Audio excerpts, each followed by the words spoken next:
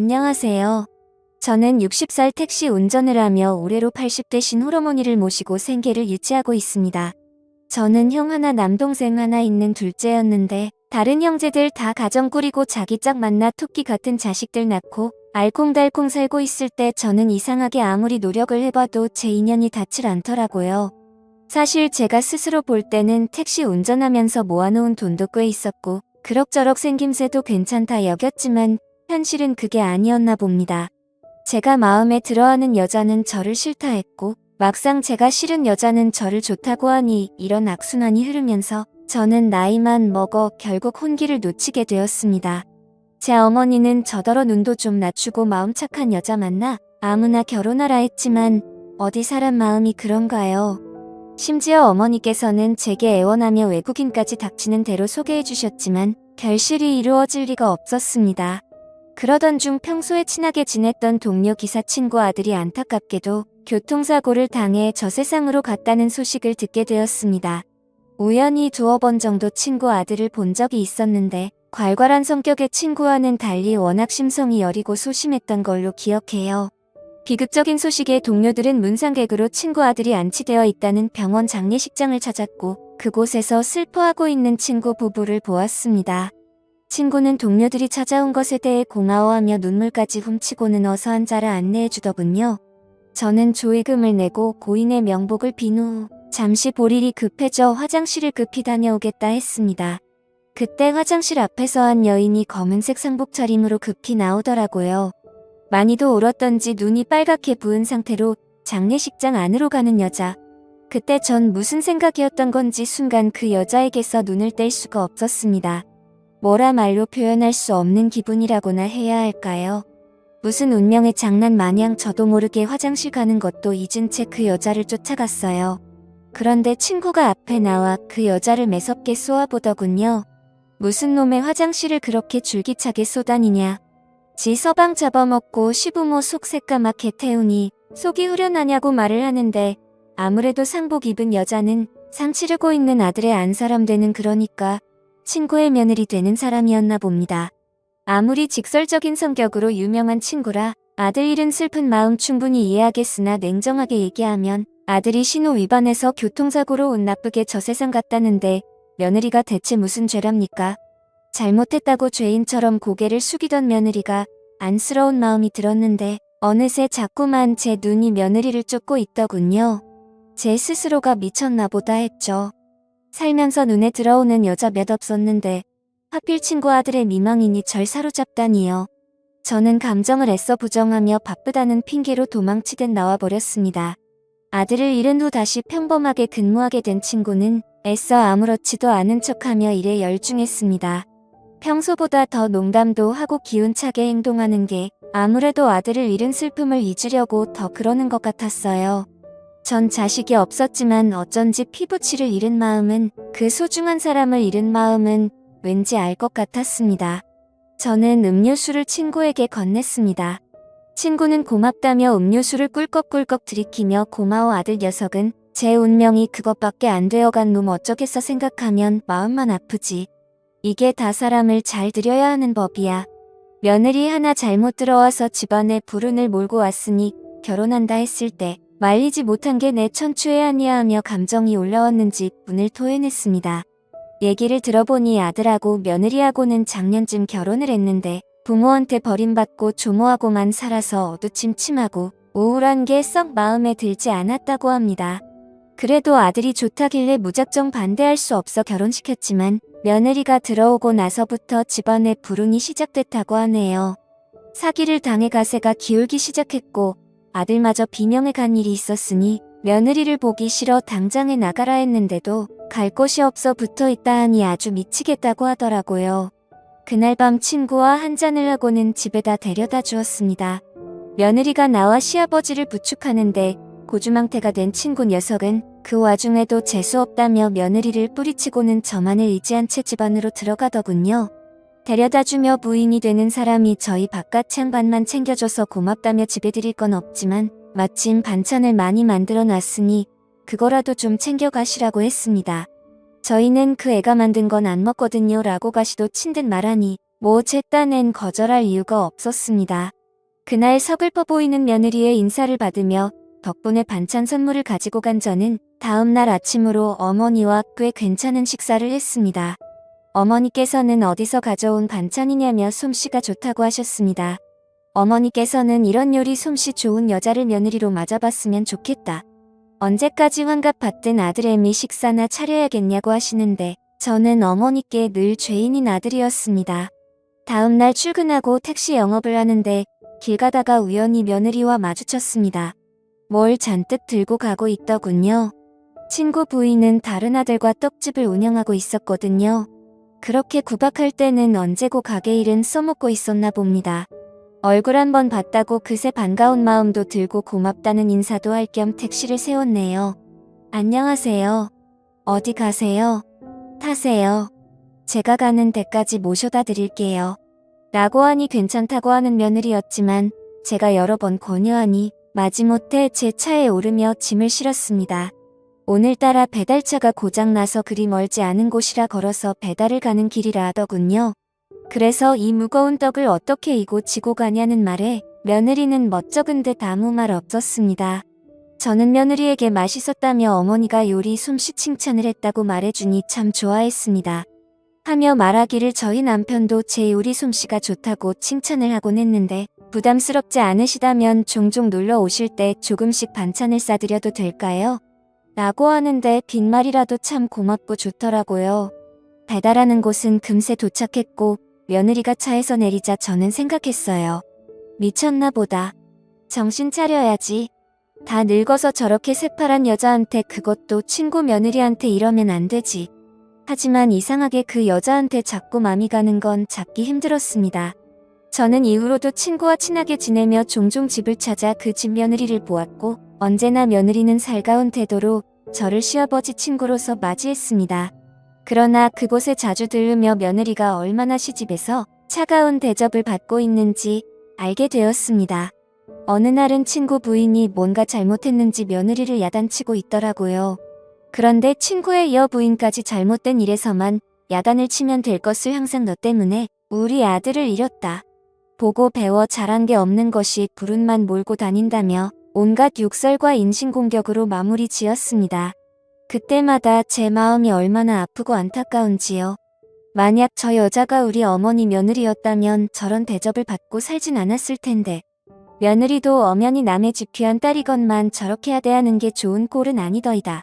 마침내 며느리도 참지 못하고 정 그렇게 제가 미우시면 제가 나가면 되신 거죠. 저 비록 대학은 못 갔지만 고등학교까지 할머니께 가정교육 잘 받고 남들만큼 잘 살았어요. 제발 절 키워주신 조부모님 욕까지는 하지 말아주세요. 남편 저 세상 간 거 저도 어머님만큼이나 가슴 아파요. 이젠 제발 그만하세요. 하며 결국 억울한 마음에 집을 뛰쳐나갔는데 친구 부부는 내쫓으면 속 시원하겠네. 아주 우리도 지겹다. 몹쓸 건나며 집안이 불운해진 것과 하필 며느리 시집올 시점이 우연히 맞물린 것뿐인데 대체 그가 궁합이랑 사주 하나 때문에 죄 없는 며느리를 언제까지 저렇게 대할 건지 너무나 답답하고 화까지 나더라고요. 마음 속였던 저는 며느리를 뒤쫓아가 보니 전봇대에 기대어 하염없이 울고 있었는데 어찌나 가슴이 아프던지요. 그런데 며느리가 이상했습니다. 한참이나 울어 지쳤는지 그대로 바닥에 쓰러지는 것이 아니겠어요. 저는 놀란 마음에 얼른 며느리를 업고 병원으로 데려갔고 얼추 검사를 해보니 빈혈에다 영양실조라는데 온갖 못된 것들을 다 달고 구박까지 받으며 어찌 저리 살았을까 하는 안쓰러운 마음에 보호자를 자처하며 입원까지 시켜주었습니다. 그런데 의사 선생님께서 뭔가 검사 결과가 썩 개운치가 않았는지 조금 더 정밀 검사를 하자 했는데 마침 며느리는 눈을 뜨고서 몸을 일으키며 고개를 젓더군요. 전 괜찮아요. 검사할 돈도 없고요. 어차피 몸이 약해져서 그러니 식사 잘하면 금방 회복될 거예요. 지친 기색으로 말하면서 저를 붙들고 빨리 병원에서 나가고 싶다고 했습니다. 하지만 병원을 나간다 한들 몸도 약한 그녀가 갈 곳이 있나요? 저는 이참에 넌지시 얘기했네요. 혹시 갈 곳이 없으시다면 우리 집 오실래요? 저 어머니랑 같이 사는데 우리 집방 남는 거 있고 갈 곳 없으시다면 거처 잡으실 때까지 그곳에서 머물러도 돼요. 라고 하니 며느리의 어이없고 기막힌 시선이 느껴지더라고요. 하기사 누가 봐도 이상한 상황이죠. 시아버지 친구가 갈 곳 없다고 받아준다 하니 이상하기도 하고 좀 꺼려지기도 하고 하여튼 그랬을지도 모릅니다. 그런데 생각지도 못한 며느리의 반응은 정말로 신세 져도 될까요? 보증금은 없지만 제가 어떻게든 일을 구해서 방세는 꼬박꼬박 내도록 할게요. 저는 아직 제 눈물이 마르지도 않은 며느리가 얘기하니 울컥 감정이 올라왔고 괜찮다고 고개를 끄덕였습니다. 그날부터 며느리는 짐을 싸서 저희 집으로 들어왔고 어머니께는 따로 친구 며느리라고 안 한 채 방 남는 거 월세 줬다고 얘기를 했습니다. 어머니는 당황해하면서도 애써 묻진 않으시고 유심히 저와 그 여자를 보더군요. 어머니는 그 집며느리에게 참 잘해주었습니다. 이것저것 챙겨주기도 하고 며느리가 뭐든 도와준다고 해도 물 한 방울 손에 못 묻히게 하며 손수 식사를 차려 해먹였습니다. 며느리가 밥 몇 술 뜨며 울더라고요. 누군가와 이렇게 같이 식사하는 게 얼마만인지 모르겠어요. 집에서 누군가가 손수 차려준 음식을 먹는 건 할머니와 살았을 때 빼곤 없었거든요. 감사해요. 라고 흐느끼고 저희 어머니는 그런 며느리의 손을 따뜻하게 잡아주며 젊은 처자가 참 딱하네. 앞으로 우리가 잘 챙겨줄 테니 아무 걱정 말고 편안하게 있어요. 처음 볼 때부터 낯설지 않는 게 이상하게 난 그쪽한테 자꾸 마음이 가네요. 라며 잘 다독여주었네요. 허나 며느리는 미안했는지 차마 그러질 못하고 장을 봐와 집안의 반찬이라도 좀 만들어놨습니다. 그 반찬을 먹은 제 어머니는 전에 가져왔던 반찬을 만든 주인을 알게 되었고 저희를 알게 모르게 밀어주며 제가 일찍 퇴근이라도 하는 날에는 본인이 할 일이 있다며 저와 며느리를 밖으로 내보냈네요. 어머님 덕분에 얼떨결에 같이 공원을 걷는다던가 두리번거리며 시간을 보내는 일이 많아졌고 그러면서 저는 점점 더 마음을 나누며 정이 쌓여갔습니다. 서로 웃는 날들이 많아졌고 남들이 보기 좋은 부녀라고 오지랖 넓은 얘기를 할 때면 저희라고 얘기하며 넌지시 제 팔짱을 끼기도 했답니다. 설레기도 하고 가슴 떨리기도 하고 20여 년 넘게 차이는 그녀를 욕심내는 제가 도둑놈이었지만 좋아하는 감정을 숨기기가 어렵더라고요. 허나 전 용기가 없어 이런 좋은 관계마저 깨어질까봐 끝까지 그녀에게 먼저 손을 내미진 못했어요. 그런데 그때쯤 며느리는 가끔 복통을 호소하며 식은땀을 흘리는 날이 많아졌습니다. 죄송한데 가방 안에 약이 있어요. 약 좀 주시겠어요? 라며 어디가 아픈지 자꾸 약을 먹었어요. 계속 소화가 안 된다며 배가 아프다는 며느리에게 병원을 가자 했지만 늘 이렇다고 소화제 먹으면 괜찮다고 했던 며느리. 복통으로 인해 식사를 못하게 되는 순간이 많아지자 그녀는 날로 야위어 갔고 고통을 감내하며 어떻게든 그 약을 먹고 안정을 취했습니다. 저는 브랜드 소화제라고 먹는 약을 몰래 빼와 약국에 가서 그 약에 대해 물어봤고 충격적인 이야기를 듣게 되었습니다. 바로 그건 항암제였어요. 늘상 그녀가 소화제라고 둘러대며 먹었던 약은 바로 항암제였던 겁니다.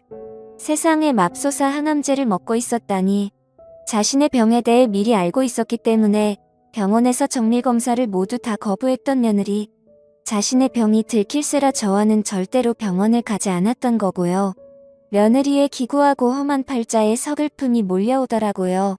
그런데 그놈의 시부모가 며느리가 어떻게 저희 집에 있는 건 알아냈는지 집 앞에서 한참 소동이 일어났는데 평소 보던 성격 좋은 친구네 부부의 모습 대신 독하고 악에 받친 상태로 쌍으로 며느리의 머리채를 잡고 흔들며 괴롭히는데 저희 어머니께서 곁에서 아무리 말린다 한들 80세 넘은 노인이 뭔 힘이 있겠습니까? 동네 사람들 강 건너 불구경만 하고 있는 상태에서 제가 멀리서 달려와 악착같이 붙어있는 악성 손기를 힘겹게 떼며 그만 좀 하라고 했고 친구는 저를 보자마자 눈이 뒤집혀 오들겨 패고는 멱살을 잡았습니다. 아주 천하의 못된 것들 어디 빌부터 사나 싶었더니 우리 아들 간지 얼마나 됐다고 다 늙은 노인네를 그것도 어떻게 내 친구하고 붙어서 같이 살 수가 있냐. 너도 마찬가지야 이놈아. 너 내 아들 며느리인 줄 뻔히 알면서 감히 내 며느리와 같이 살림이라도 차리려고 오라질 놈 같으니 나 너희들 가만 안 둘 거야. 절대로 용서 못해. 라고 고래고래 소리를 지르고 부인은 분이 안 풀렸는지 한맺힌 상태로 또다시 며느리의 머리채를 잡고 흔들었습니다. 저는 참다 못해 온 힘을 다해 친구와 친구 부인을 며느리에게서 떼어내 그녀를 지키기 위해 몸으로 가로막고는 필사적으로 소리쳤네요. 제발 그만 좀 해. 이 여자 아파. 암이라더라. 니들이 얼마나 아들 문제로 이 여자한테 못할 짓을 많이 했으면 오죽하면 이 여자가 그 몹쓸 병에 걸려 힘들어했겠어. 도대체 언제까지 사람을 이렇게 괴롭힐 건데. 갈데 없는 사람을 곁에 두고 그렇게 괴롭히더니 막상 집을 나가니까 쫓아와서 못살게 구는 건 대체 무슨 신보인데. 사람이 대체 어떻게 그래. 죽은 네 아들은 불쌍하지만 이미 하늘 날아갔고 산 사람이라도 살아야 하잖아. 언제까지 네 아들 먼저 간 걸 이 여자 탓으로 돌릴 거냐고라고 절규했고 그 여자는 콧물을 흘리며 흐느끼기 시작했습니다. 친구 부부는 며느리가 암이라는 것에 잠시 벙쪄하더라고요. 뭐 하나라도 느끼는 게 있기를 바라며 이 여자 살려고 애썼는데 제발 친구가 더 이상 죄 없는 사람한테 못할 짓 하지 않길 바라며 죄 짓지 않길 바라며 얘기를 한 건데 그 심정을 이해하지 못했나 봅니다. 잘됐네. 우리 아들 곁으로 가면 차라리 낫지.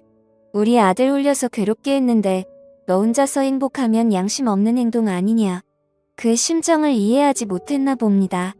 우리 아들은 차디찬 땅 속에 있는데 너 혼자 등 따시고 배부르게 먹는 건 공평치가 않아. 라며 매몰차게 구는데 할 말이 없더군요. 때마침 주민이 부른 경찰차가 왔고 사건은 일단락되어 그나마 보호를 받을 수 있게 되었습니다.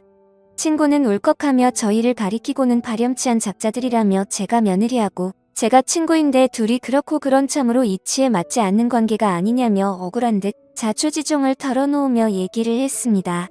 경찰은 얘기를 듣다 난감한 얼굴로 물론 나이 차이가 좀 그렇긴 하지만 도덕적으로도 솔직히 며느님 이제 혼자 계셨고 어르신 친구분이면 두 분이서 이루어져도 큰 문제는 없지 않나요? 이러시는 두 분이 제게는 이치에 맞지 않는 분들 같습니다만 라고 하니 시부모는 기막혀하면서도 막상 아무 말은 못했으나 그래도 억울했는지 제게는 이제 와서 남의 며느리 훔쳐간 놈이라고 운운하고선 제게 가만 안 두겠다고 협박성 말을 남기고 가버렸습니다. 저는 며느리를 데리고 병원으로 가려 했지만 다시 거부하더라고요. 그래도 가진 설득으로 데려가야만 했습니다. 부디 그녀가 세상에 남아있기를 간절하게 바라면서요. 그녀는 난소암 3기였습니다. 생존 확률은 50% 정도로 반반 상황이었지만 꼭 그녀를 살리고 싶었습니다. 저와 남녀로서 잘 되든 안 되든 문제를 떠나서 어쩐지 그녀를 살려야 할 만한 이유가 제게 있을 것 같았어요. 처음 그녀를 만났을 때부터 제게 주어진 과제였을지도 모르겠습니다. 그리고 곁에서 그녀를 지켰네요.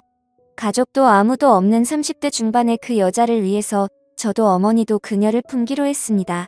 처음으로 나 말고 누군가를 위해서 간호도 해보고 위로도 해주고 저의 진심에 그녀도 마음이 움직였는지 한평생 재수 없고 불운하다는 소리만 달고 살아 남편이 가버린 후 단 한순간도 생에 미련이 없었는데 지금은 누군가에게 관심받고 사랑받는 존재라고 생각하니 자꾸만 이 세상을 보고 싶어져. 그래서 전 남편에게 더 미안해요. 이런 저라도 괜찮으시다면 그땐 아저씨와 어머님 모시면서 남은 일생을 함께 보내고 싶어요 라며 제 어깨에 기대왔습니다. 저는 고맙다며 그녀에게 둔시호를 불키고 제발 살아달라고 한 번만 그 누구도 아닌 스스로를 위해 삶을 선택해달라 말했죠. 저는 그녀의 빠른 회복을 위해 재산을 털어 그녀를 위한 치료비로 아낌없이 썼고 저희 어머니께서는 암에 좋다는 음식 다 구해서 먹이고 치료하며 하루하루 노력했습니다. 그러던 중 기적이 일어났습니다. 의사는 일단 수술이 잘 되었다며 말씀해 주셨고 난소암이 재발하는 암이라고 주기적으로 검사받으며 지금처럼 좋은 식사와 운동을 권유했고 그 여자는 마침내 귀한 목숨을 구하게 되었습니다. 그녀는 저와 어머니 앞에서 하염없이 눈물을 쏟으며 저희 가족과 새로운 삶을 다시 살아가게 되었습니다. 그녀는 저를 때론 남자로서 부모로서 오빠로서 의지하며 살아갔고 저는 껄끄러웠던 그녀의 추억이 담긴 동네를 이사 간 후 이러쿵 저러쿵 뒷말이 듣기 싫어 그녀와 나를 아는 모든 사람들을 등진 채 타 동네에서 자리를 잡아 어머니를 모시고 전처럼 한 집에서 살고 있습니다. 제 직업이 택시 운전기사인지라 어디든 가도 부담이 없다는 게 최대 장점이겠죠. 그녀가 완전히 몸이 나아진 뒤에는 그녀는 제 청혼을 웃으면서 받아주었습니다. 아내와 결혼하던 날 제 어머니께서 제일 좋아하셨고 비록 아내의 몸으로 인해 기다렸던 자식은 보기 힘들 테지만 지금이라도 사랑하는 여자를 만나 살아갈 수 있게 된 게 하루하루가 너무 기쁩니다. 그리 잘 살진 못해도 제 보물 같은 여자들인 어머니와 아내만 있으면 행복하게 살아갈 수 있을 것 같습니다.